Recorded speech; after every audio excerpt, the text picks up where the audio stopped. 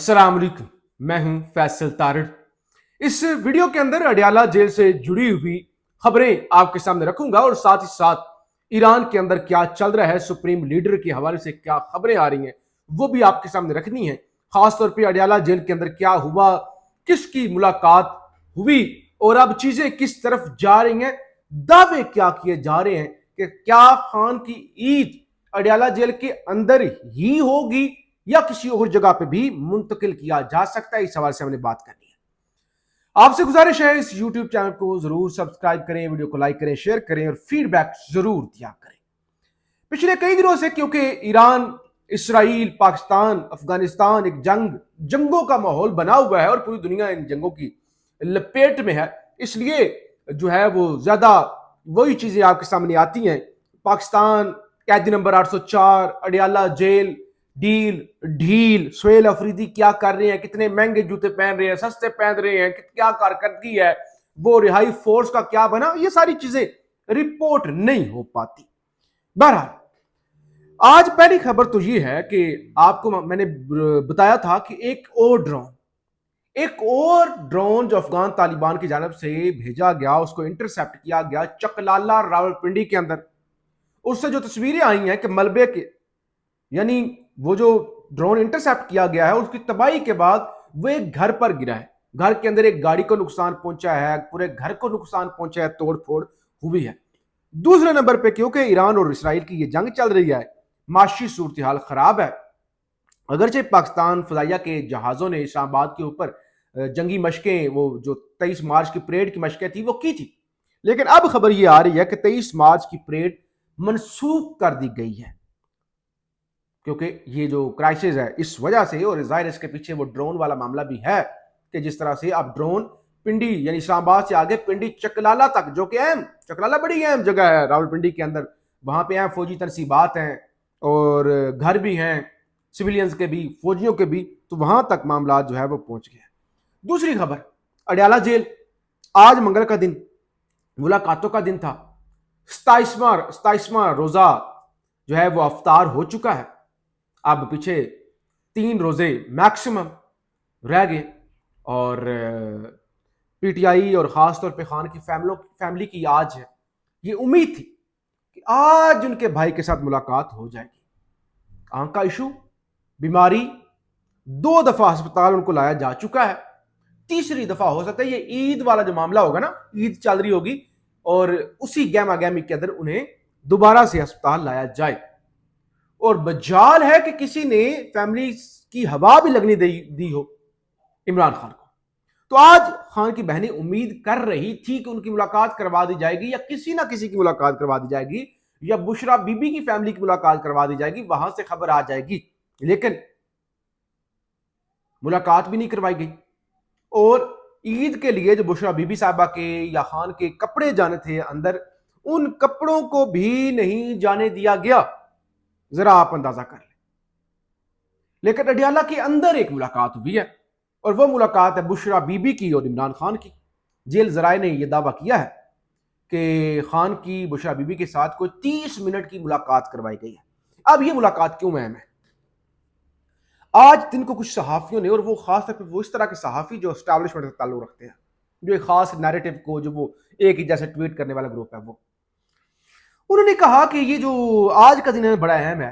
आज का दिन फैसला करेगा कि खान की ईद अस्पताल में होगी, अडयाला जेल में होगी, बनी गाला में होगी या जमान पार्क में होगी या अडयाला में ही।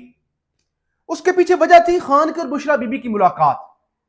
अब आप कहेंगे खान की और बुशरा बीबी की मुलाकात क्या क्या चक्कर है, वो दोनों अंदर है, कैद है। लेकिन पिछले कुछ दिनों से या कुछ हफ्तों से कोशिश हो रही है, जरा वही नहीं कह सकते क्योंकि जाहिर तस्दीक तो किसी के पास भी नहीं है ना, करने वालों को पता है, लेकिन जाहिर चीजें सामने आ जाती हैं, कुछ ऐसे ही शकूफे आप कह लें, जो भी कह लें, वो चलते रहते हैं कि जी खान के साथ अब बुशरा बीबी के जरिए कोई डील हो रही है। क्योंकि बुशरा बीबी कहा जाता है कि सबसे ज्यादा उनकी जो गारंटी है ना वो रिलायबल होगी, और खान सबसे ज्यादा बुशरा बीबी की बात मानते हैं। तो कहा जा रहा था क्योंकि बुशरा बीबी के साथ चीजें चल रही हैं और उनके जरिए आगे खान के साथ चल रही है, क्योंकि खान और तो किसी की बात नहीं सुनते। अभी कोई जाए बंदा बड़े से बड़ा सोहेल अफरीदी जाए, कहे कि खान साहब ये हाथ बंधे हुए हैं, कोई एस्टैब्लिशमेंट के साथ नरमी करें और कुछ लें और कुछ दें, बस मेहरबानी करें, तो खान साहब तो नहीं छोड़ेंगे। वो तो सीनियर साहब भी दावा कर चुके, खान साहब जूती उतार लेते कि निकलो भागो, बड़े आए डील लेकर। लेकिन बुशरा बीबी की खान साहब मान लेते हैं और तकरीबन हर मशरकी मर्द ही अपनी बीवियों की बातें सुनता है, बल्कि पूरी दुनिया के मेरे ख्याल से ये रिवाज होगा, पूरी दुनिया के अंदर ही सुनी जाती होगी। तो बहरहाल अब उनके जरिए चीजें तो चल रही हैं और रिपोर्ट होती रहती हैं, इंफॉर्मेशन आती रहती है, तो इसलिए बताया जा रहा था कि ये जो मुलाकात अब होने जा रही है ना, ये फैसला कुन होगी कि क्या खान किसी बात पे आता है कोई दरमियानी रास्ता। फिर वो मोहम्मद मालिक साहब ने भी दावा किया था कि डील ऑफर की जा रही है, और फिर नईम अशरफ भट्ट की खबर थी कि वो जी फाटा के अंदर, फाटा हाउस के अंदर मुलाकातें हुई हैं सोहेल अफरीदी साहब की और अलीमा खान साहब की। अगरचे आज अलीमा खानम से सवाल किया गया कि आप जाके उनसे कहती हैं कि हमारी मुलाकात ना करवाएं या सोहेल अफरीदी साहब, तो अलीमा खान ने कहा ARY को मुझसे माफी मांगनी चाहिए। झूठ बोल रहे ARY, उनको मुझसे माफी मांगनी चाहिए। किस तरह की? पहले उन्होंने कहा मोहम्मद मालिक एक स्क्रिप्ट लेके आ गए कि बड़ी सॉलिड डील ऑफर की गई, उन्होंने कहा बताएं ना फिर किसने ऑफर किया है क्या, और इस सवाल से उन्होंने कहा ये सब झूठ बोल रहे हैं, ऐसी कोई बात नहीं है कि हम किसी से मिले हों और हम भला बहने भी नहीं चाहेंगे, और हमारी फिर क्या ईद, हमारा क्या रमजान, क्या ईद हमारी जिनका भाई अंदर हो, जेल के अंदर हो। तो बहरहाल ये सूरत हाल है। ईरानी एम्बेसडर हैं रशिया के अंदर काजम जलीली। अब क्योंकि मुख्तलिफ इंटरनेशनल मीडिया ने यह दावे करना शुरू कर दिए कि क्योंकि ईरान के जो नए सुप्रीम लीडर हैं मुश्तबा खामनाई साहब, वो जख्मी हो गए थे, उनकी टांग जख्मी हुई है, तो आलमी मीडिया ने दावे करना शुरू कर दिए कि उनको मॉस्को, रूस मुंतकिल किया गया उनके इलाज की गर्ज से, और वहां पे रूस वो महफूज हैं और उनका इलाज वहां पे चल रहा है और प्यूटन उनको होस्ट कर रहे हैं। अब अल जजीरा ने यह खबर दी है कि जो ईरान के एम्बेसडर हैं रशिया के अंदर, उन्होंने इस बात की तरदीद की, उन्होंने कहा नहीं, हमारे सुप्रीम लीडर मुल्क के अंदर ही मौजूद हैं और वो रशिया नहीं है, और इस तरह की जो भी उनके हवाले से खबरें चल रही हैं वो सब झूठी हैं।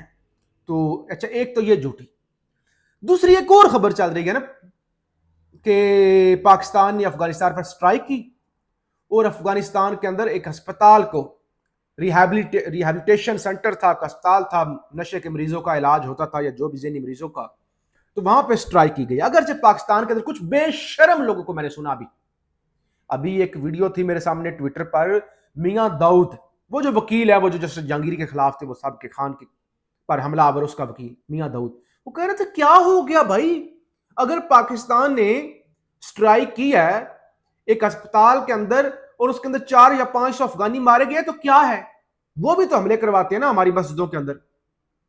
ये कोई जस्टिफिकेशन नहीं है। क्या हम में और उनमें कोई फर्क नहीं है?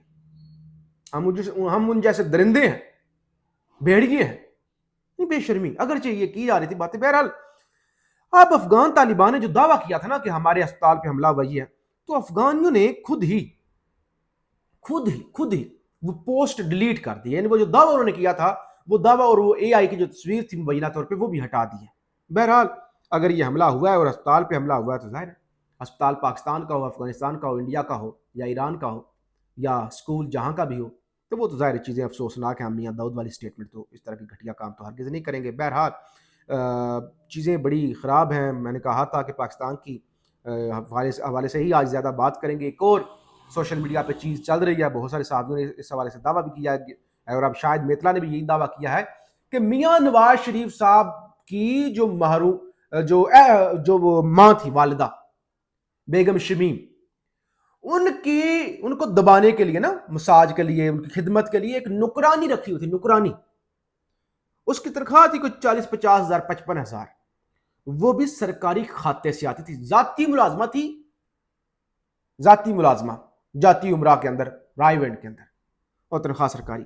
तो ये दावा कर रहे हैं, शायद मेतला वो कहते हैं कि वालदा की फिजियो और उनको दबाने का काम करने वाली जो क्रिश्चियन औरत थी, उनकी तनख्वाह तकरीबन 50-55 हज़ार पंजाब स्पोर्ट्स बोर्ड से आती थी। इफ्तिखार अहमद राव 2008 से 10 तक सेक्रेटरी स्पोर्ट्स बोर्ड थे उनके पास। इसी दौरान दोबारा कॉन्ट्रैक्ट दोबारा तोसी के लिए आया और उसको फिर रीन्यू भी किया गया। इसी अरसे में 321 लोग ऐसे थे जो शरीफ खानदान के जाती मुलाजमीन थे, लेकिन उन सब की तनख्वाह मुख्तलिफ महकमों से आती थी। अंदाजा कर ले अगर ये सारा रिकॉर्ड दुरुस्त है। और भाई डूब के मर जाओ, आप कहते हैं हम करोड़पति नहीं अरबपति हैं, हम खानदानी अरबपति हैं। खानदानी अरबपति इतने शोधे होते हैं, कब्र में ले जाने हैं पैसे, कि वो जो नौकर हैं घर के घरेलू नौकर दबाने वाले, बर्तन साफ करने वाले को माली, उनकी तनख्वाहें भी मेरे और आपके जो पैसे हैं सरकारी पैसे उनसे आते हैं। बेशर्मी की इंतहा, शोधेपन की इंतहा भाई, शोधेपन की। छोड़ दें, जहाज खरीदो, देवर जो है वो साली की जो क्या कहते हैं बहनोई साली की पीछे तस्वीरें लगा के दफ्तर बनाओ, मस्करेपन करो, ये यानी अलमिया है इस मुल्क का और ऐसी सुगातों को इस मुल्क पर मुसल्लत कर दिया गया है। अल्लाह इस मुल्क पर रहम करे। पाकिस्तान जिंदाबाद।